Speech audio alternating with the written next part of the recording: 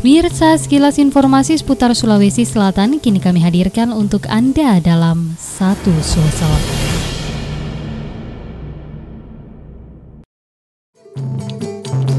Gandrambulo adalah kesenian rakyat Makassar yang menggabungkan unsur musik, tarian, dan dialog kritis yang kocak.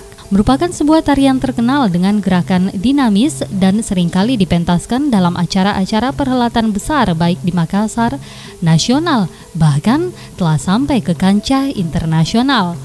Pementasan Gandrambulo diiringi musik tradisional yang terdiri dari potongan bambu yang diadu secara serentak, gendang, dan suling atau alat gesek tradisional Makassar.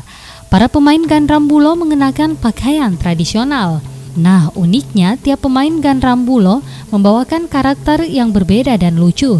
Misalnya, ada yang berkarakter orang kampung atau orang idiot yang berhadapan dengan orang angkuh ataupun karakter pejabat, di mana orang kampung tersebut berhasil mencibir pejabat.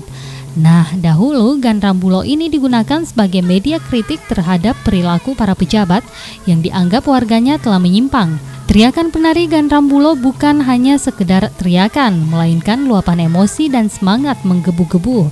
Gandrambulo menjadi tempat mengeluarkan unek-unek seniman, merespon kondisi sosial di sekitarnya.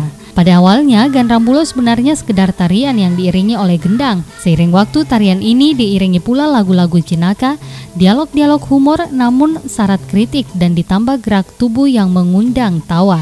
Gandrambulo sendiri ini merupakan seni tari khas Sulawesi Selatan. Demikian Satu Sulsel kali ini, saya Rini Amraini. Tetap saksikan informasi kami berikutnya dalam Satu Sulsel.